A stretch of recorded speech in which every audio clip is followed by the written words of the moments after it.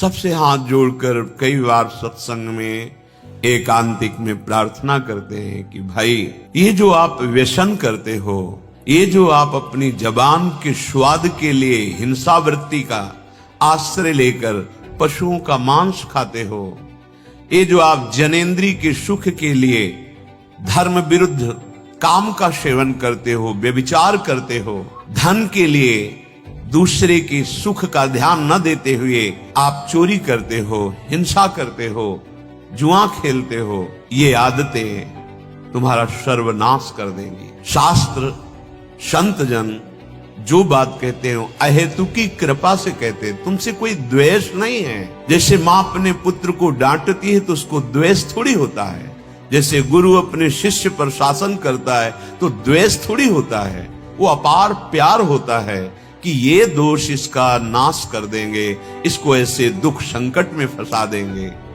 जहां से निकलने की सोच भी नहीं रह जाएगी। इतने आप कमजोर हो जाएंगे, निकलने की सोच नहीं रह जाएगी। हृदय की दुर्बलता को दूर कीजिए।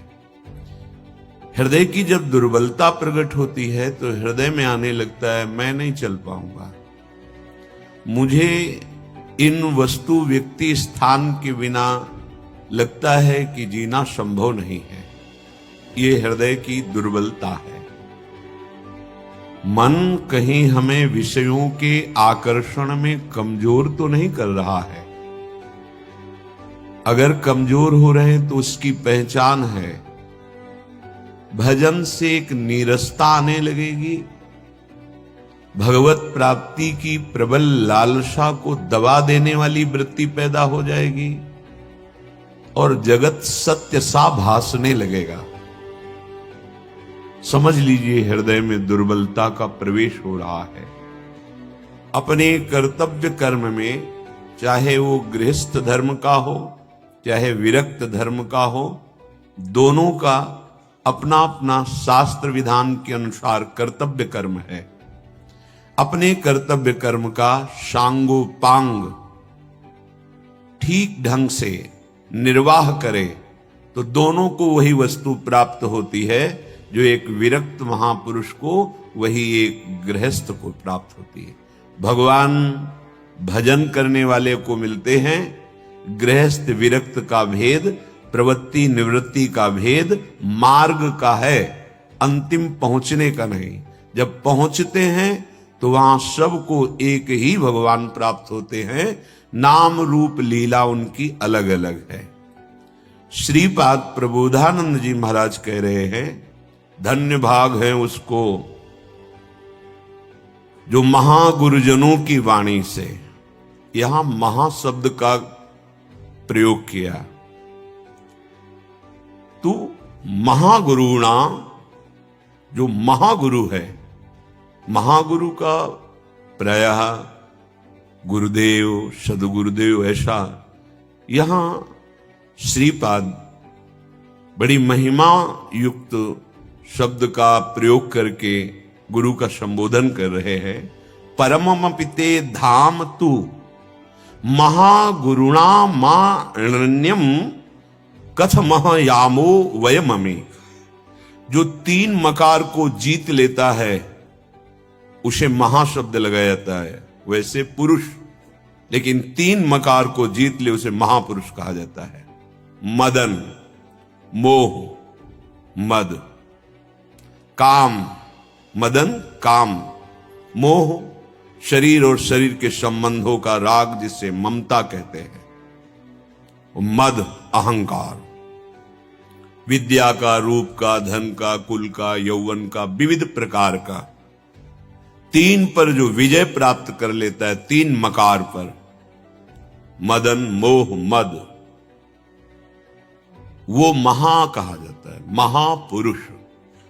लेकिन यहां गुरु के आगे लगाया तो वो गुरु जिनके संग से, जिनके संभाषण से, जिनके दर्शन से शिष्य के हृदय में इन 3 विकारों पर विजय प्राप्त करने की उत्साह वृत्ति जग जाए, 3 विकारों पर विजय प्राप्त कर ले, उसे महागुरु कहते हैं। गुरुदेव के सानिध्य से मदन का मर्दन, मोह का मर्दन, और अहंकार का, मद का मर्दन, तब वो जयति जयति जग उच्चरे, तब वो संसार पर विजय प्राप्त करके जय को प्राप्त होता है। मदन मोह मद मलित, निदर निर्दलित दंभ दल, भर्म भग भयभीत, ये सब नष्ट हो जाता है। गुरु, महागुरु, गुरु उपदेश दे दिया आप चलो, लेकिन महागुरु वो उपदेश के साथ अध्यात्म शक्ति देता है, जिससे उपासक इन विकारों पर विजय प्राप्त कर ले।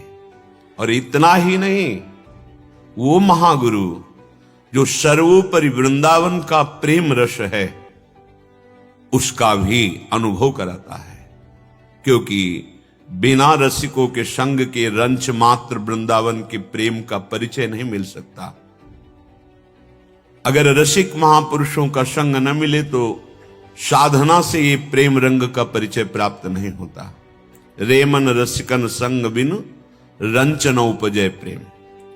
यदि नीतिक धर्मिन संग तो रंग बढ़त नित नित सरस, नित नित प्रेम अभंग, यह जो कृपा हरिवंश की। अहो भाग्य यदि हमें नित्य रसिकों का संग प्राप्त हो। ऐसे रसिक जो श्री प्रियालाल के अनुराग में डूबे हुए, समस्त विषमताओं को, द्वंद्वों को, विकारों को प्रेम बल से रौंद चुके हैं, ऐसे रसिक कृपा जो करें तो हमसे सेवक निस्तरे, जूठन ले पावे सदा। अगर ऐसे रसिक कृपा करें और अपने वचनामृत अधरामृत का हमको दान करें तो हमारे हृदय की मलिनता दूर हो करके प्रियालाल के चरणों में अनुराग प्राप्त हो जाए। महागुरु नाम श्री जी की अहेतु की कृपा होती है, तब हमको सत्संग मिलता है। उमा संत समागम सम न लाभ कछुआन, इससे बड़ा कोई त्रिभुवन में लाभ नहीं है।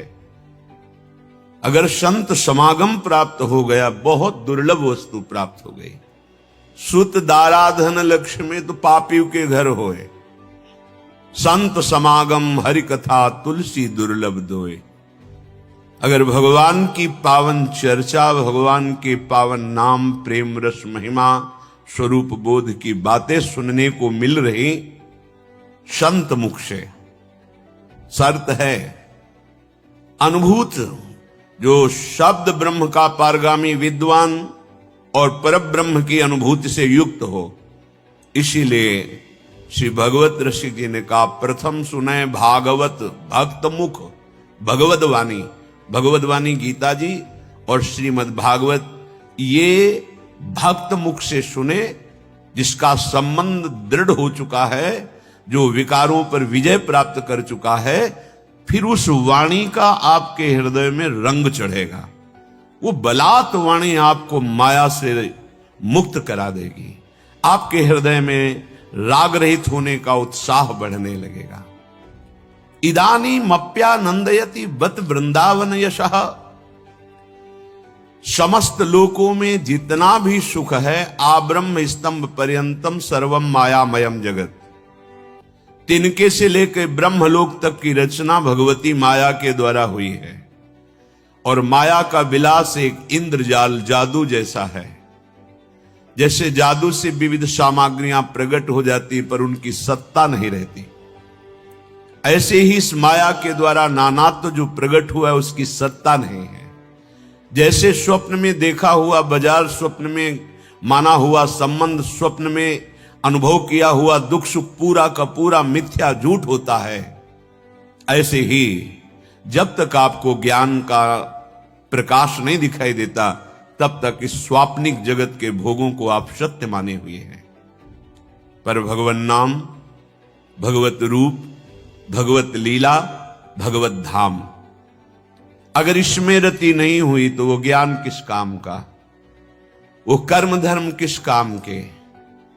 जीवन का परम लाभ हमारे बुरे आचरण छूट जाएं, हमारे हृदय में एकमात्र पवित्र विचार अहम शून्य विचार हो, नाम जपने में रुचि हो जाए, भगवत लीला सुनने में एक आसक्ति हो जाए, बिना लीला सुने सत्संग सुने हमें चैन न पड़े, भगवत धाम प्राणों से प्यारा लगने लगे, भगवत रूप में आसक्ति होकर के संपूर्ण जगत के रूपों से हमारा राग नष्ट हो जाए, ये मानव जीवन का परम लाभ है।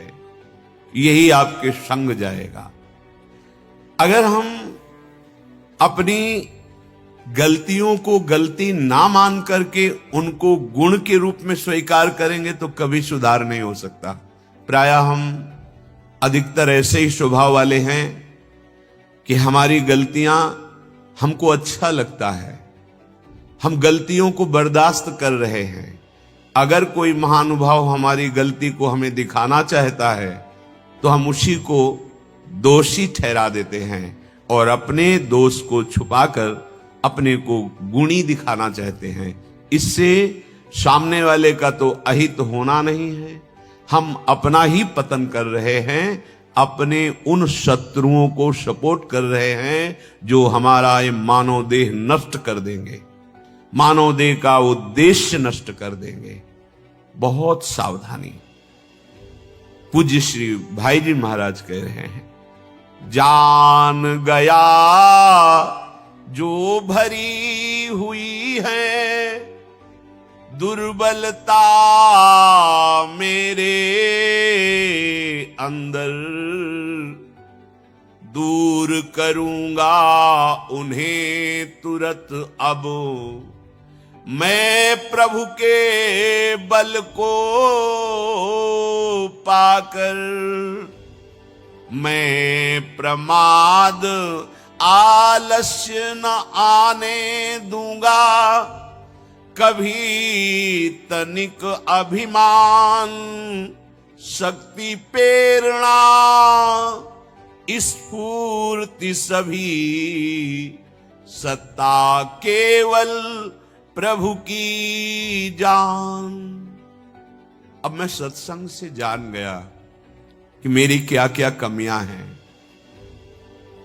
सबसे हाथ जोड़कर कई बार सत्संग में एकांतिक में प्रार्थना करते हैं कि भाई ये जो आप व्यसन करते हो, ये जो आप अपनी जबान के स्वाद के लिए हिंसा वृत्ति का आश्रय लेकर पशुओं का मांस खाते हो, ये जो आप जनेंद्री के सुख के लिए धर्म विरुद्ध काम का सेवन करते हो, व्यभिचार करते हो, धन के लिए दूसरे के सुख का ध्यान न देते हुए आप चोरी करते हो, हिंसा करते हो, जुआ खेलते हो, ये आदतें तुम्हारा सर्वनाश कर देंगी। शास्त्र संत जन जो बात कहते हो अहेतु की कृपा से कहते, तुमसे कोई द्वेष नहीं है। जैसे मां अपने पुत्र को डांटती है तो उसको द्वेष थोड़ी होता है, जैसे गुरु अपने शिष्य पर शासन करता है तो द्वेष थोड़ी होता है, वो अपार प्यार होता है कि ये दोष इसका नाश कर देंगे, इसको ऐसे दुख संकट में फंसा देंगे जहां से निकलने की सोच भी नहीं रह जाएगी। इतने आप कमजोर हो जाएंगे, निकलने की सोच नहीं रह जाएगी। भगवत कृपा से जब साधु समागम होता है तो जैसे दर्पण में हम अपने रूप को देख पाते हैं, ऐसे ही संत समागम रूपी दर्पण में हम अपने हृदय को देख पाते हैं। हमें क्या क्या कमियां हैं, हमें किन किन कमियों को दूर करना है। आप अपनी कमी को कमी माने तो पहला कदम विजय की तरफ रख दिया। ध्यान दीजिए, आप अपनी गलतियों को गलती स्वीकार करें तो आप परमार्थ पथ में पहला कदम रख दिया।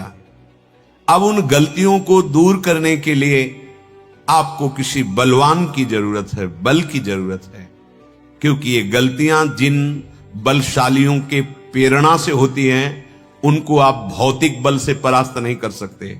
जैसे काम है, क्रोध है, लोभ है, मोह है, मद है, मत्सर है, इनको आप भौतिक बल से परास्त नहीं कर सकते। प्राकृतिक उपायों के द्वारा इन पर विजय प्राप्त नहीं की जा सकती। इन पर विजय प्राप्त की जाती भागवतिक बल से, आध्यात्मिक बल से। तो सबसे पहला कार्य सत्संग के द्वारा हमारे हृदय में यह होता है कि हम अपनी गलतियों को स्वीकार करके उनसे दूर हटने के लिए भगवद आश्रय लेते हैं कि हे करुणा निधान, हे पतित पावन प्रभु, हम आपकी शरण में हैं। नींव रख गई उद्धार की, कल्याण की, महासुख की नींव रख गई। यदि आपने ऐसा स्वीकार कर लिया, मेरे अंदर विविध दोष हैं, अब मैं जान पाया, हे हरि, हे कृपालु, मैं आपकी शरण में हूं। आप मुझे ऐसा बल दें कि मैं आपके प्रतिकूल आचरणों का त्याग कर सकूं, सदैव आपकी आज्ञा में रह सकूं। नींव रख गई उद्धार की। यह अविनाशी नींव है, यह कभी नष्ट होने वाली नहीं है। अगर आपने प्रभु को स्वीकार किया कि मैं आपकी शरण में हूं। आप कैसे हैं, कौन हैं, कहां के हैं, इस प्रश्न का यहां कोई महत्व नहीं है। आप जैसे हैं, जो भी हैं, जहां के भी हैं, हमारे प्रभु के हैं। प्रभु का दरबार हर समय आपके स्वागत के लिए खुला है। आप हृदय से उनको अपना मानिए, उनकी शरण में होइए। और अपना मानना और शरण में होना ये तभी पुष्ट होगा जब आप नाम जप करेंगे। नाम में महाबल छुपा हुआ है। प्रार्थना है, मान लीजिए, नाम में इतना बल छुपा हुआ है कि सब बलों के बल प्रभु श्री हरि को अधीन कर ले। सुमेरी पवन सुत पावन नामू, अपने बस करी राखे रामू। भगवान को अधीन करने की सामर्थ्य भगवान के पावन नाम में है। ये ज्ञान विज्ञान हृदय में टिकेगा नहीं जब तक आपके नाम जप नहीं चल रहा होगा। जिस समय प्रबल माया का आकर्षण होगा, सब भूल जाओगे। मैं शरीर नहीं हूं, मैं आत्मा हूं, सब भूल जाओगे। ऐसी प्रबल माया है जो ज्ञानी नाम अपि चेतांसि देवी भगवती हिसा, बलादा कृष्ण मोहाय महामाया प्रेक्षति।